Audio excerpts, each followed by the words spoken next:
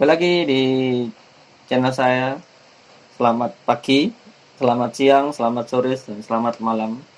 Salam sejahtera untuk kita semua. Om Swastiastu, Namo Buddhaya, Salam Kebajikan.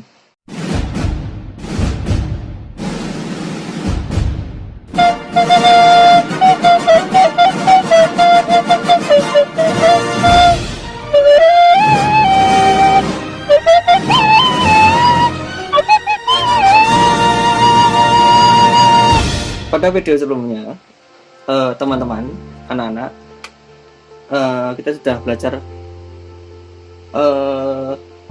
pendapatan negara dan pendapatan daerah itu masuk kemana saja.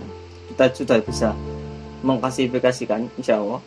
Atau setelah penerimaan pendapatan negara dan daerah masuk, maka mereka akan membelanjakan kemana dana yang sudah masuk ini.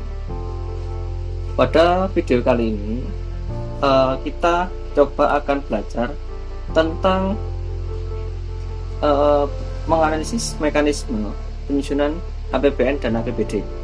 Bagaimana cara pemerintah ini menyusun mekanismenya dalam penyusunan APBN dan APBD.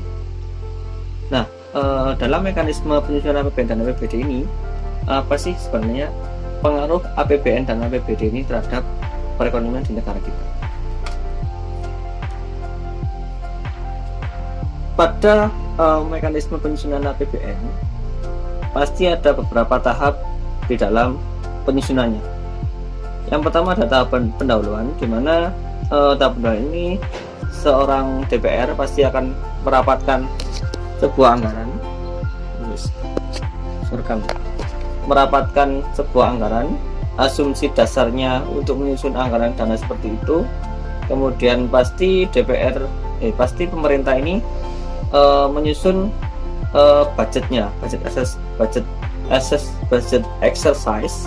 Nah, yang digunakan sebagai perkiraan penerimaan dan pengeluaran selama 1 tahun. Nah, setelah pemerintah ini sudah selesai pada tahap pendahuluan, nah ini pemerintah harus melihat sejauh mana pertumbuhan ekonomi di sebuah negara. Nah, jadi asumsi dasar penetapan belanja negara maupun belanja daerah itu harus dilihat dari pertumbuhan ekonomi, apakah ekonominya tumbuh ataukah turun, kemudian dilihat dari tingkat inflasinya seperti apa, kemudian suku bunganya bagaimana supaya fungsi stabilisasinya memang sudah stabil di sebuah negara, ataupun juga bisa melihat acuan minyak dunia yang digunakan sebagai penambahan subsidi ketika kita membeli harga minyak di sebuah di negara kita. Setelah melihat dari asumsi, maka antara pemerintah negara dan DPR, nah pasti menerapkan atau merapatkan komisi. Nah, ini dalam rapat komisi ini muncullah sebuah RAPBN atau rancangan anggaran penerimaan dan belanja negara oleh pemerintah. Oke, kemudian di tahap kedua, nah ini sudah mulai pengajuan kepada DPR, pemerintah pusat lewat presiden dan beserta menteri-menterinya itu mengajukan, membahas dan menetapkan sebuah anggaran. Nah, yang pasti yang menyetujui di sini adalah seorang DPR dan fraksi-fraksi dari DPR ya, ketika di gedung DPR di pusat. Kemudian presiden berpidato dan membahas tentang anggaran-anggaran yang akan dilaksanakan. Nah, terus keluarlah, jika disetujui oleh DPR, maka keluarlah undang-undang APBN.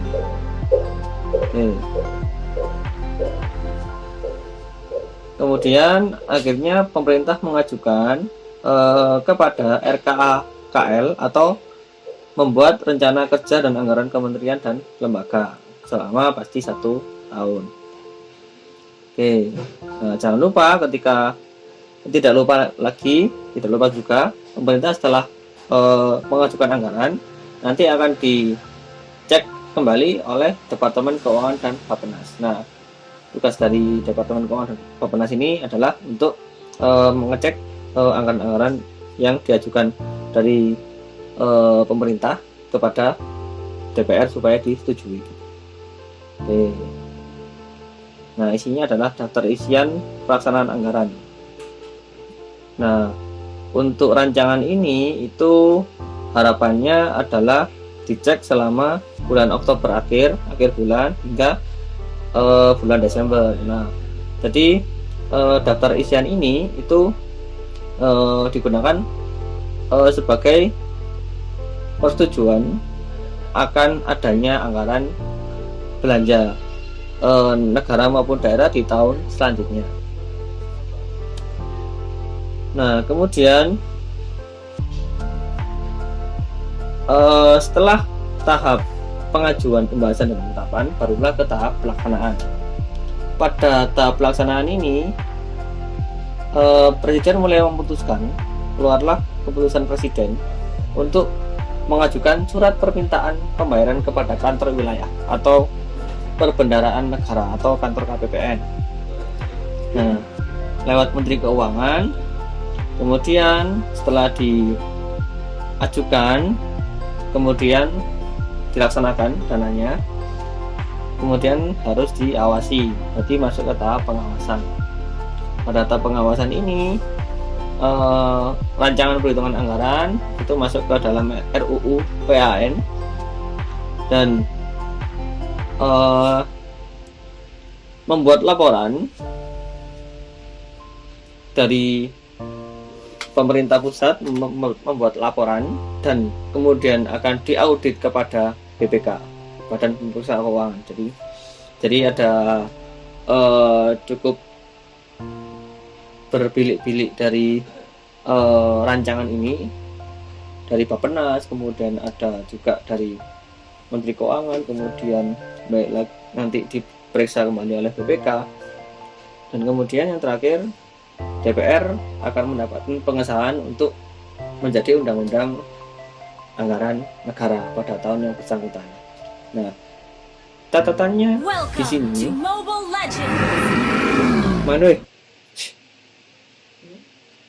Ngeplay. Dengan catatan selama DPR itu menyetujui anggaran yang dianggarkan oleh pemerintah pusat, maka keluarlah undang-undang PAN yang bersangkutan. Tetapi kalau DPR ini tidak mengesahkan anggaran yang dianggarkan pada tahun yang bersangkutan, maka tidak apa-apa. Sebuah negara pasti akan memakai anggaran pada tahun sebelumnya. Oke, ini yang ada di mekanisme APBN. Dari sini ada pertanyaan? Oh, bukan kelas online. Baik, saya lanjut. Nah, di sini setelah kita belajar mekanisme APBN tadi, tidak afdol kalau kita tidak belajar penyusunan mekanisme APBD.